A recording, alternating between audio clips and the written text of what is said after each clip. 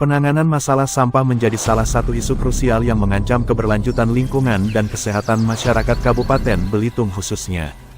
Dampak negatif dari penumpukan sampah yang tidak terkendali semakin menjadi perhatian serius bagi para pakar dan pemerintah. Perlu adanya upaya kolektif untuk mengatasi dampak yang ditimbulkan oleh sampah ini.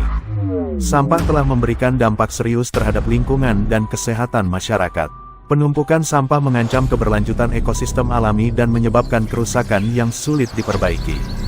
Dalam beberapa tahun terakhir, peningkatan jumlah sampah plastik menjadi ancaman utama hendaknya kalangan masyarakat Belitung sejak dini. Memilah sampah dimulai dari rumah merupakan salah satu cara untuk menjaga kelestarian lingkungan.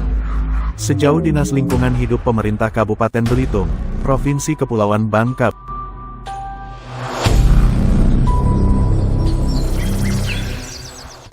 setiap harinya lebih kurang sebanyak 37 ton sampah diangkut oleh Dinas Lingkungan Hidup Kabupaten Belitung ini. Lebih kurang 120 orang dikerahkan setiap hari untuk melakukan aktivitasnya membersihkan dan mengangkut sampah. Sejak subuh, para pekerja sudah memulai aktivitasnya untuk membersihkan sampah dan mengangkut sampah tersebut. Setidaknya target dicapai. Pada pukul 7 pagi jalanan di sepanjang kota Tanjung Pandan sudah harus bersih. Terlebih dari itu, para pekerja yang dibina oleh Dinas Lingkungan Hidup Kabupaten Belitung, setiap hari Senin, hari Rabu dan Jumat, mereka melakukan kerja bakti, gotong royong untuk membersihkan sampah. Lebih kurang 8 dump truk dan mobil amrol mengangkut sampah-sampah yang ada di Kabupaten Belitung.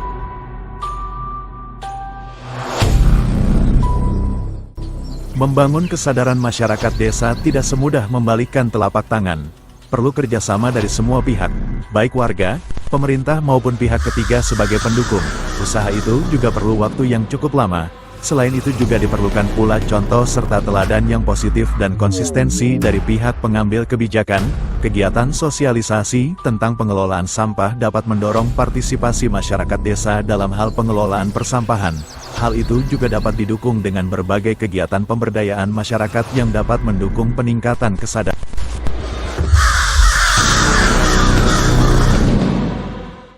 Saat ini sampah telah menjadi masalah serius yang harus ditangani, terutama dalam memelihara kelestarian dan kesehatan lingkungan. Sampah yang berserakan dapat merusak lingkungan yang berakibat terjadinya pencemaran lingkungan.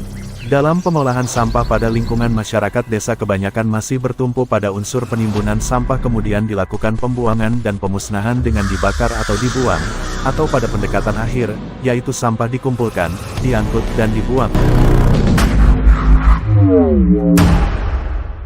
Baik pemirsa dimanapun Anda berada, saat ini kami berada di kantor lingkungan hidup.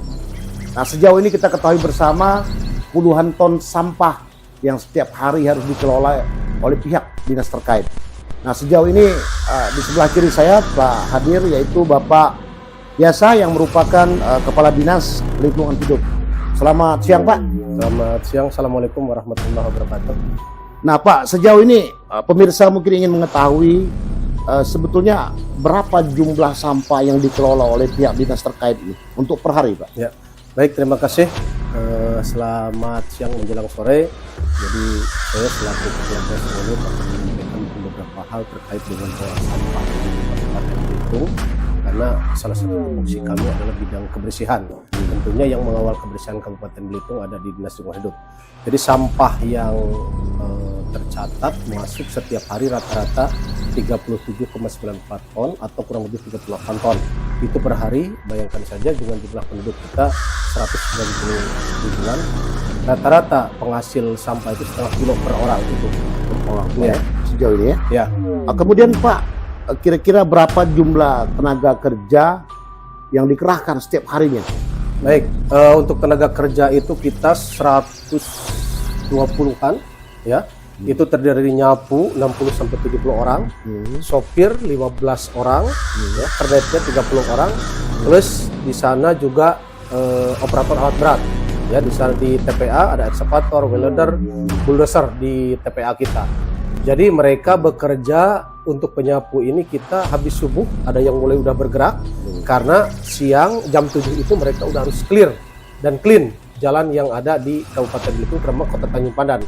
Nah, cara kerja mereka untuk setiap hari Senin, Rabu dengan Jumat, itu mereka ada giat kerja bakti atau gotong royong. Ditentukan titik-titiknya, yaitu tempat-tempat umum yang kira-kira sampah di situ yang menjadi masalah. Nah itu, jadi mereka selesai, yang rutin itu setiap hari mereka dari subuh sampai jam 7 atau jam setengah 8 ya. Nah setelah itu mereka hari Senin mereka apel, ya hari Senin, Rabu, Jumat mereka apel, kemudian mereka kerja bakti sampai dengan jam 10. Itu rutin setiap hari. Seperti itu Pak ya? Ya. Oke, baik. Nah sejauh ini kita ketahui bersama sudah tentunya hampir 100 lebih orang yang dikerahkan Ya. untuk melakukan kegiatan bersih-bersih, dan tentunya ini didukung oleh sarana dan prasarana yaitu mobil. Nah sejauh ini mobil truk yang dikerahkan seberapa Pak? Ya, untuk dump truck pengangkut sampah itu 8 truk, Amrol itu pengangkut sampah ada 7. Jadi kalau dump truck itu mereka pakai kernet, ya, diangkut, dia keliling karena ada rute tersendiri. Jadi masing-masing jalan itu ada, termasuk yang langganan, termasuk sampah harian itu truk. Kalau Amrol itu khusus melayani kontainer-kontainer yang sudah ditempatkan posko-posko tertentu, misalkan Jalan Saidan atau mungkin di belakang DLH, ada juga di desa, ada juga di kantor-kantor yang ditaruh kontainer. Itu Amrol, itu ada 7. Nah itu. Nah Pak, sejauh ini luasan areal yang dimiliki oleh pemerintah daerah melalui Dinas Lingkungan Hidup ini berapa luas areal TPA kita Pak? Ya baik, untuk luas areal tempat pembersihan akhir atau yang sering lebih dikenal dengan tempat pembuangan akhir sampah, sebenarnya yang betul itu tempat pembersihan akhir. Itu kita 9,2 hektar itu sekarang dalam proses, 6 hektar lebih itu dalam proses sertifikat. Jadi belum sepenuhnya milik Pemda, tapi udah berpakar ngukur dengan BPN, termasuk dari tim dari kita DLH juga, tapi sampai sekarang belum clear masalah sertifikat. Yang udah clear sertifikatnya itu kurang lebih 3 hektaran, kurang lebih hektaran. Seperti itu Pak ya? Ya, seperti itu. Nah baik, sejauh ini pemirsa taunya buang sampah, namun sejauh ini tidak mengetahui mekanisme kerja daripada pihak Dinas Lingkungan Hidup tentunya. Nah sejauh ini bisa dijelaskan Pak, seperti apa sebetulnya sistem pengelolaan sampah nih yang dilakukan oleh Dinas? Ya baik, dalam pengelolaan sampah itu ada 2. Satu yaitu sistem pengangkutan sampah, yang kedua dengan pemilihan sampah. Ya. Pengangkutan sampah itu yaitu mereka dari sumbernya, yaitu bisa dari Amrol tadi, kontainer-kontainer, atau yang dijemput oleh truk-truk itu langsung dibuang ke sana. Tapi di sana, pembuangan di sana ada petugas kita di TPA yang mereka akan memilah lagi, ya. Dipilah lagi mana termasuk bahan-bahan organik, mana bahan-bahan yang bisa didaur ulang, mana bahan yang bisa digunakan kembali. Nah, sisanya baru dibuang ke TPA. Dan di kita juga ada mekanisme pemilihan sampah, ya, yang sumbernya dari rumah tangga itu. Sebenarnya kita udah melakukan surat edaran termasuk edaran Bupati bahwa sumber sampah itu mulai dari rumah tangga udah harus dipilah sebenarnya. Nah itu, mana itu sampah organik, mana sampah anorganik. Jadi nantinya kami tidak terlalu kesulitan gitu.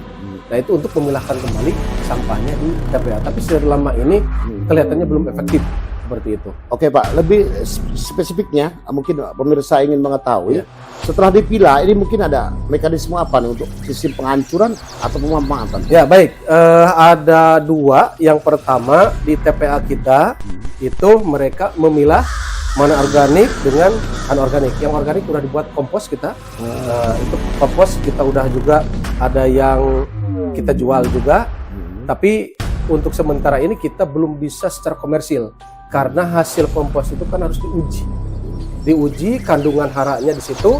Jangan, karena kita kan dari organik itu yang kita peroleh dari pasar atau dari rumah tangga itu kita tidak tahu kualitas organiknya itu yang bagaimana. Nah makanya hasilnya nanti kami mungkin ke depannya akan kerjasama, mungkin bisa dengan Dinas Pertanian ataupun dengan instansi vertikal untuk memastikan bagaimana uji kandungan bahan-bahan organik di dalam organik, misalkan nitrogennya berapa atau mungkin fosfatnya berapa segala macam. Nah seperti itu. Nah ada juga kardus ataupun botol-botol segala macam kita pilah, ya. Kita sudah kerjasama dengan pihak ketiga. Makanya Dinas Lingkungan Hidup juga sekarang ada lagi program yang namanya Bank Sampah. Bank Sampah di belakang kita Dinas Lingkungan Hidup ada namanya Bank Sampah Akar Berbat. Nah kita di situ melakukan pemilahan, kita menerima ya dari nasabah, kita kurang lebih 200-an lebih sekarang nasabah, ada yang secara pribadi dan juga ada instansi, yaitu organisasi tertentu juga bersama dengan kita.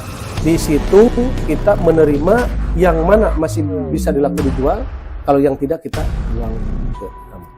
Oke, baik pemirsa, kita ketahui bersama bahwa sistem pengelolaan sampah ini adalah masih manual, Pak ya? Ya. Nah, kita ingin mengetahui mungkin ada rencana jangka panjang sistem pengolahan sampah ini, rencana ke depan seperti apa, Pak? Ya.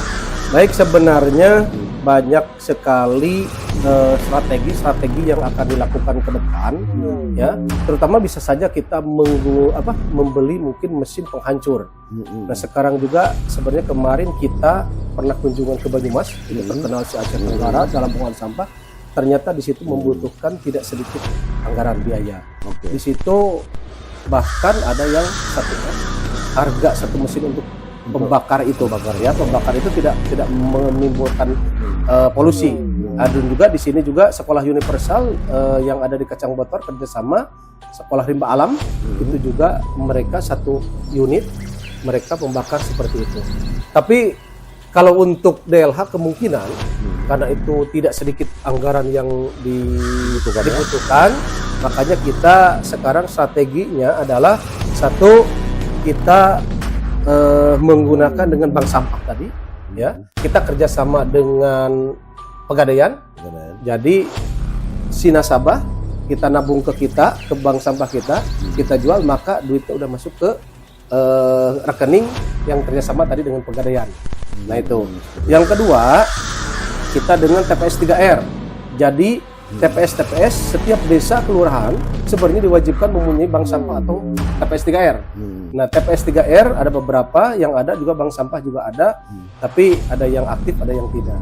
Nah, mereka dipacu supaya apa? Pengelolaan sampah itu di desa dengan kelurahan itu mereka sebenarnya secara mandiri. Nah, kita yang membina. Nah, tapi sampai saat ini ada yang jalan, tapi juga ada yang tidak. Kalau seandainya TPS 3R dengan bank sampah ini jalan, insya Allah tidak terlalu banyak yang sampah yang harus dimusnahkan. Karena apa? Di situ ada TPS 3R itu ada reuse, recycle, reuse. Ada bekas sampah itu bisa digunakan kembali, ya, reuse. Ada yang didaur ulang, ya, recycle. Ada juga yang penggunaannya dikurangi. Makanya kita keluarkanlah peraturan daerah, segala macam perda, perbub, ya, edaran, himbauan kepada masyarakat, kepada komunitas, kepada sekolah. Nah, program yang kita jalankan yang sekarang untuk strateginya, yang pertama adalah Satgas Lebah, ya, yaitu Laskar Bersih dari Sampah. Diharapkan setiap desa kelurahan ada Satgas Lebahnya. Mereka yang akan mengolah sampah di desa dan kelurahan masing-masing, ya. Yang kedua, kita juga Dinas Lingkungan Hidup mempunyai program Adiwiyata. Itu basisnya kita adalah kepada sekolah, yaitu gerakan peduli dan berbudaya lingkungan hidup di sekolah, ya. Berikutnya adalah lomba desa dan kelurahan terbersih dan terkotor. Itu dilakukan setiap tahun sekali, ya, dan diberikan itu pada tanggal 1 Juli pas rapat paripurna DPRD. Supaya apa? Mereka memaju kepada desa kelurahan untuk selalu menjaga kebersihan. Yang keempat yaitu peringatan hari-hari besar lingkungan hidup, dan tanggal 21 ini kita akan mengadakan juga hari peduli untuk bersih-bersih sampah sedunia, Clean Up Day namanya. Itu 21, tapi waktunya itu 1 September sampai dengan 30 September, tapi puncaknya nanti kita tanggal 21 September. Nah, itu kita juga kerjasama dengan perusahaan-perusahaan, karena anggaran kita terbatas dalam penyiapan sotong sampah, mungkin kegiatan-kegiatan yang lain kita tidak ada anggaran, maka kita kerjasama dengan perusahaan, yaitu ngambil CSR-nya. Kita tong sampah, kita misalkan dari masyarakat permintaan, kita ngirim surat kepada perusahaan untuk dibantu pengadaan tong sampah seperti itu. Dan juga perjanjian kerjasama kita dengan bank sampah, dengan Pegadaian tadi, ya, dengan IP, Ikatan Pemulung Indonesia, yang kita juga ada di TPA. Nah itu, ya. Oke, baik pemirsa, telah mendengar sendiri tadi konfirmasi kami terkait perihal sampah. Nah, sejauh ini tentunya tidak semudah yang kita bayangkan. Nah, untuk closing terakhir, Pak, closing statement terakhir, kendala yang dihadapi oleh Dinas Lingkungan Hidup ini terkait pengelolaan sampah ini apa, Pak? Ya. Yang pertama, mindset, pola pikir masyarakat kita bahwa sampah itu adalah tanggung jawab Dinas Lingkungan Hidup. Itu mindset yang harus dirubah adalah bahwa kebersihan itu adalah tanggung jawab kita bersama. Kan itu elemen masyarakat, ya mungkin komunitas, sekolah segala macam. Jadi untuk menjaga kebersihan adalah tanggung jawab kita bersama. Jangan ditimpakan kepada Dinas Lingkungan Hidup. Nah itu yang pertama. Kedua, tentunya kami menghimbau kepada masyarakat, yuk mari kita sama-sama jaga kebersihan karena ini kita merupakan destinasi wisata Kabupaten Belitung dan alhamdulillah sebenarnya kita mendapat banyak pujian bahwa Belitung khususnya Tanjung Pandan termasuk bersih gitu. Nah itu yang jadi mari kita sama-sama lah jaga kebersihan kota kita Tanjung Pandan, tentunya Kabupaten secara umumnya itu saja ya. Oke, baik pemirsa, demikian konfirmasi kami terkait masalah sampah di Dinas Lingkungan Hidup. Saya Farudin Victory dari Dinas Lingkungan Hidup Kabupaten Belitung, mewakili kerabat yang bekerja. Kameramen Marcel Prayoga melaporkan.